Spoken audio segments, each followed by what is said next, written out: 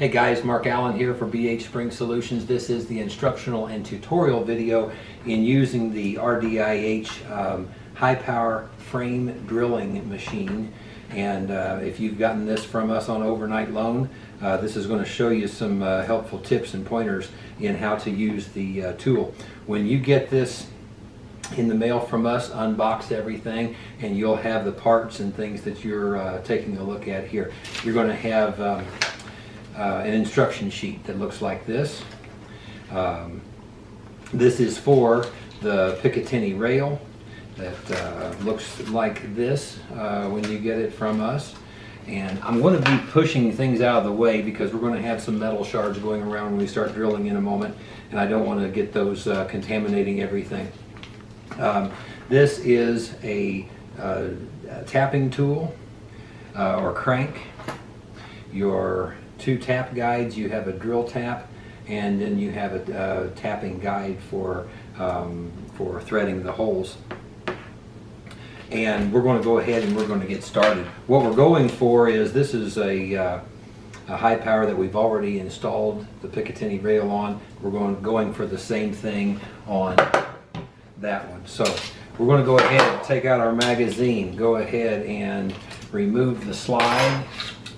So now we're down to bare frame, and we're going to mount the frame on the drilling machine guide, and go ahead and make sure that your high power your slide rails are butted all the way up to this block. When it gets there, it's going to be very secure.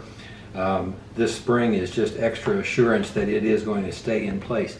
Now we're going to go ahead and get our drill tap, because we're going to be using that first. Here's a helpful hint, pointer for you.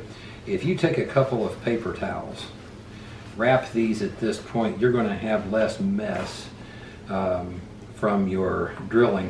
But it is helpful and reassuring that you do want to be able to kind of see these slide rails, and that they are, again, staying right up next to that, butted up against that plate. We've got our drill tap. I'm told you can, with a drill bit, use this crank to do the drilling part. I'm not going to be doing that today. I went ahead and got a power drill. This is a 1/8 inch metal drill bit or impact drill bit. This is not your wood or your masonry kind of drill bits. This is a metal specifically for steel and hardened steel. So we're going to go ahead and get started drilling the holes.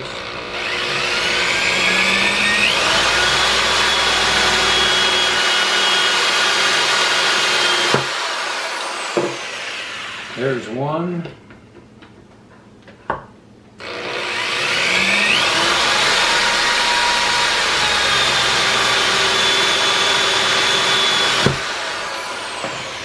And there's two. From this point, we're just going to take our paper towels away, release our spring, and you would be well served to go ahead and do this with some kind of protection gloves from these metal shards, because they are kind of ornery.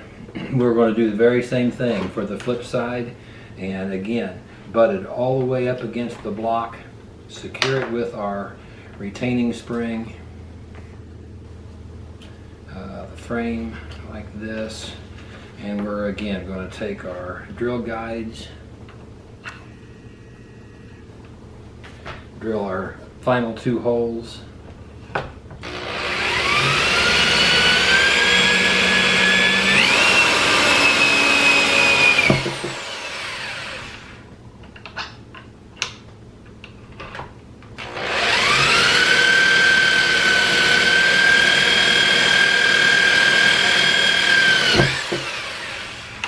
Now at this point, I'm going to be right back. I'm going to head to the air compressor machine. And we are back. Blow all of these metal shards off. At this point, right back, tap those holes. We're going to go ahead and take our tapping tool and our crank and tighten that up just like that.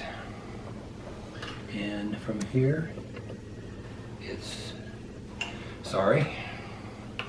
don't forget your tap guide.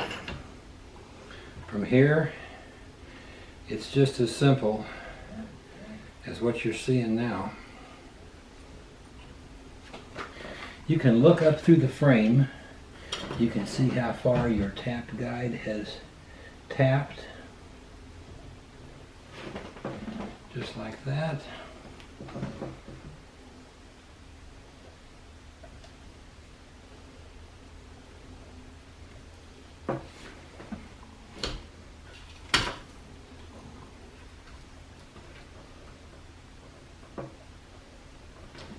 Okay, we're good.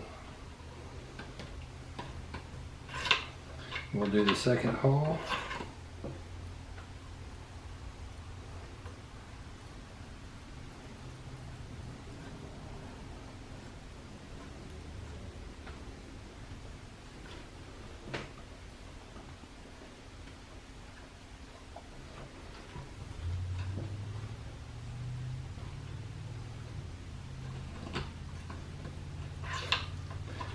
Okay, we're finished with this side. We're going to go ahead and flip it back around.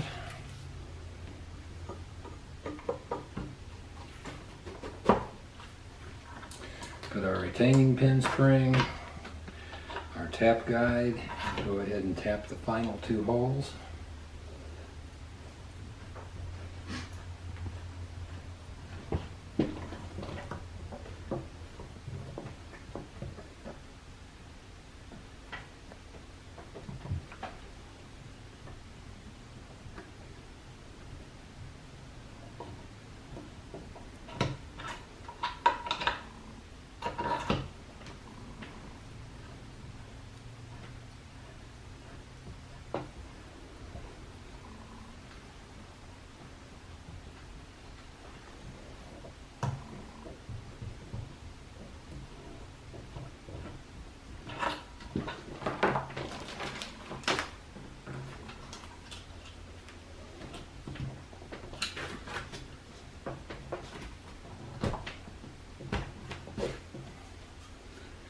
Okay, now the only thing left to do, get the metal shards out.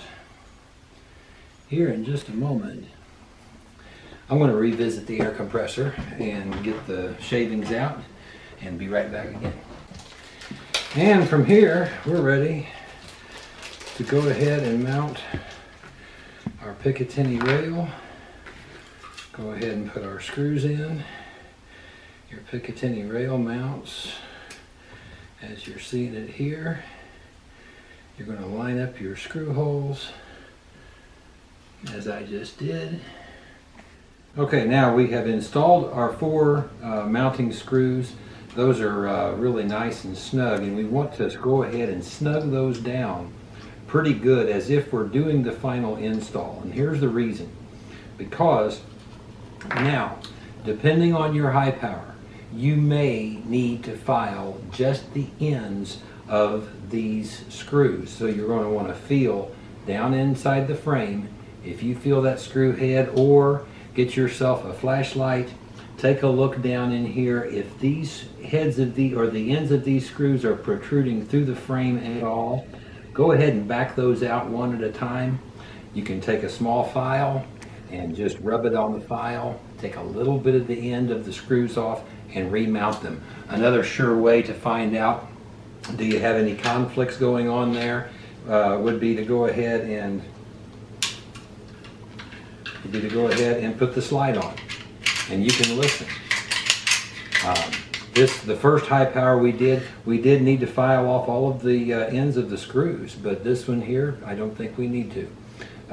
Everything is really feeling pretty good in there, and everything is sounding pretty good in there. So at this point, we'll back each screw out one at a time, put a little bit of Loctite 262 on the threads, and then we'll have the installation done permanently. And that's all there is to it. When you send this machine back to us, please go ahead and blow everything off. Take your metal, get the metal shards off before you repack it back to us, and we'll appreciate that. And the next friend of BH Spring Solutions will appreciate it too.